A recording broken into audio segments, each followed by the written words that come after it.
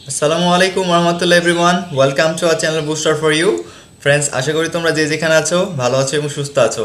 আমি Abdullah Mamun, an English language trainer. Friends, আমি আজকে অষ্টম শ্রেণীর ইসলাম ও নৈতিক শিক্ষার পঞ্চম সপ্তাহে যে অ্যাসাইনমেন্ট দেওয়া হয়েছে সেটা নিয়ে আলোচনা করব। সো ফ্রেন্ডস, তোমাদের অষ্টম শ্রেণীর ইসলাম ও নৈতিক শিক্ষা পঞ্চম সপ্তাহের অ্যাসাইনমেন্ট প্রশ্নটা কি আগে আমরা দেখব এবং তারপর আমরা উত্তরগুলো দেখব।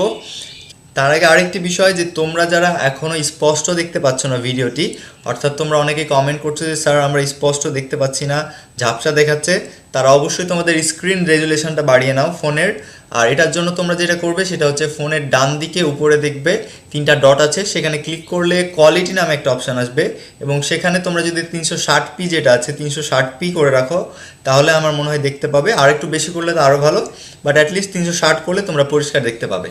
সো ফ্রেন্ডস, দেখো আমাদের প্রশ্নটা আমি পড়ছি। প্রথমে আছে উদ্দীপকটি পড়ে সংশ্লিষ্ট প্রশ্নের উত্তর দাও। অর্থাৎ আমাদের জাস্ট দুইটা প্রশ্ন আছে, একটা হচ্ছে গ এবং একটা হচ্ছে ঘ। এখানে দেখো একটা মজার বিষয় হচ্ছে এটা একটা সৃজনশীল, বাট এখানে ক নেই খ নেই, অদ্ভুত ব্যাপার, কিন্তু গ এবং ঘ আছে।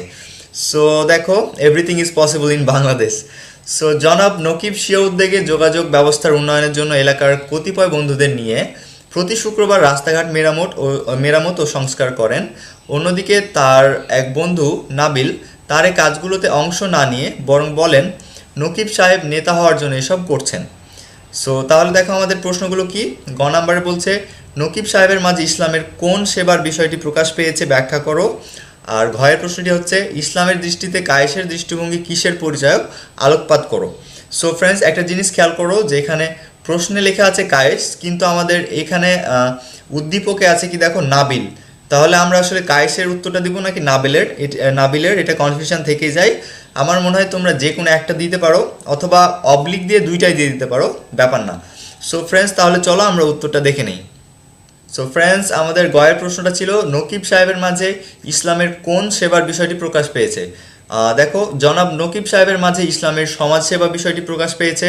উদ্দীপকে বলা হয় নকিব সাহেব স্ব-উদ্যোগে অর্থাৎ নিজ উদ্যোগে যোগাযোগ ব্যবস্থার উন্নয়নের জন্য এলাকার কতিপয় বন্ধুদের নিয়ে প্রতি শুক্রবার রাস্তাঘাট মেরামত ও সংস্কার করেন। এই কাজ সমাজ সেবার অন্তর্ভুক্ত।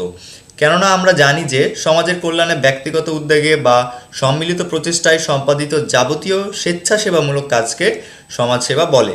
অর্থাৎ সমাজ কল্যাণে সেটা ব্যক্তিগতভাবে হোক অথবা অনেকে মিলে সম্মিলিত প্রচেষ্টায় হোক না কেন, সেটা হচ্ছে আমাদের কি সমাজসেবামূলক কাজ।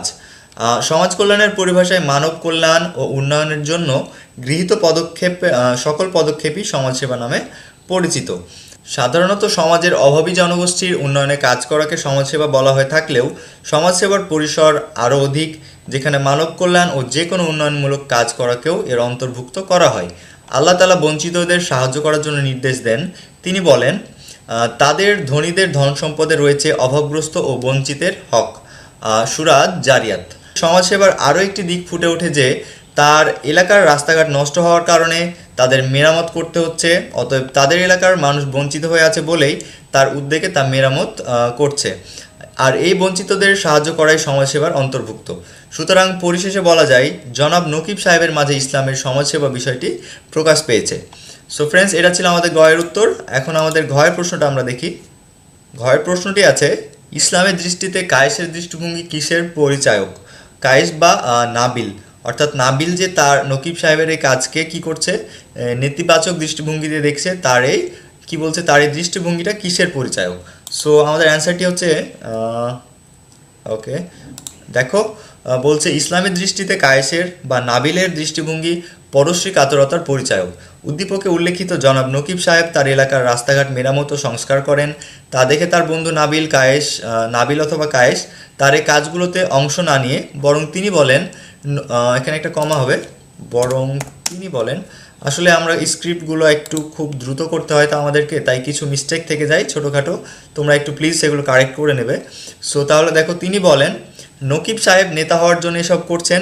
এ থেকে বোঝা যায় তিনি পরশ্রী কাতরতার মতো মারাত্মক মানসিক ব্যাধিতে আক্রান্ত হয়েছেন। অর্থাৎ কায়েস বা নাবিল পরশ্রী কাতরতার মতো মানসিক ব্যাধিতে আক্রান্ত হয়েছেন। কেননা আমরা জানি পরশ্রী কাতরতা বলতে এখানে হিংসাকে বোঝাচ্ছে। পরশ্রী কাতরতা অর্থ অন্যের উন্নতি ও সৌভাগ্য দেখে ঈর্ষা প্রকাশ করা বা হিংসা প্রকাশ করা, অর্থাৎ কারো ধন দৌলত সম্মান ভালো ফল বা উচ্চ মর্যাদা দেখে ঈর্ষান্বিত হওয়া এবং তার ধ্বংস কামনা করাকে পরশ্রী কাতরতা বলে। আমাদের সমাজে অনেকেই আছে যারা অন্যের আসলে ডেভেলপমেন্ট দেখতে পারে না। সো এরকম মেন্টালিটি থাকা আসলে উচিত না। ফ্রেন্ডস, দেখো কি বলছে, এ ব্যাধি বহু কারণে সৃষ্টি হয়, যেমন শত্রুতা, অহংকার, নিজের অসদুদ্দেশ্য নষ্ট হওয়ার আশঙ্কা ও নেতৃত্বের লোভ ইত্যাদি। এইসব কারণে কি হয়, এই পরশ্রী কাতরতার সৃষ্টি হয়। এসব কারণে এক ব্যক্তি অপর ব্যক্তির প্রতি হিংসা বিদ্বেষ করে থাকে। পরশ্রী কাতরতার অপকারিতা সীমাহীন। হজরত আদম আলাইসাল্লামের পদমর্যাদা দেখে ইবলিস তার প্রতি ঈর্ষান্বিত হয়, ফলে সে অভিশপ্ত হয় এবং আল্লাহ তাআলার দয়া থেকে বঞ্চিত হয়। তোমরা যদি সূরা বাকারার প্রথম দিককার কয়েকটা আয়াত পড়ো তাহলে দেখতে পাবে যে ইবলিস কিভাবে অভিশপ্ত হয়েছিল। হজরত আদম আলাইসাল্লামের প্রতি তার হিংসা হয়েছিল, যার ফলে সে কী করেছিল, অহংকার করেছিল। সো তার কথা এখানে বলছে। তারপরে দেখো আমাদের অ্যান্সারটা আরেকটু আছে, বলছে পরশ্রী কাতরতা মানুষের কাজগুলোকে ধ্বংস করে দেয়। এ সম্পর্কে মহানবী সাল্লাল্লাহু আলাইহি সাল্লাম বলেছেন, আগুন যেমন শুকনো কাঠকে জ্বালিয়ে ছাই করে দেয়, পরশ্রী কাতরতা তেমনি পুণ্যকে ধ্বংস করে দেয়, অর্থাৎ নেকিকে নষ্ট করে দেয়। আমরা যা নেকি করি সেটা যদি আমরা হিংসা করি তাহলে প্লাস মাইনাসে কেটে যাবে একদম। পরশ্রী কাতরতা মানুষের শান্তি বিনষ্ট করে, মনে অশান্তির আগুন জ্বালিয়ে রাখে।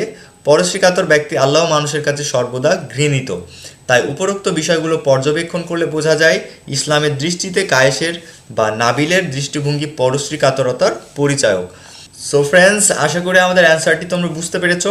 তারপরে যদি তোমাদের কোনো কনফিউশন থাকে অবশ্যই আমাদেরকে কমেন্ট বক্সে জানাবে, let us know on the comment box.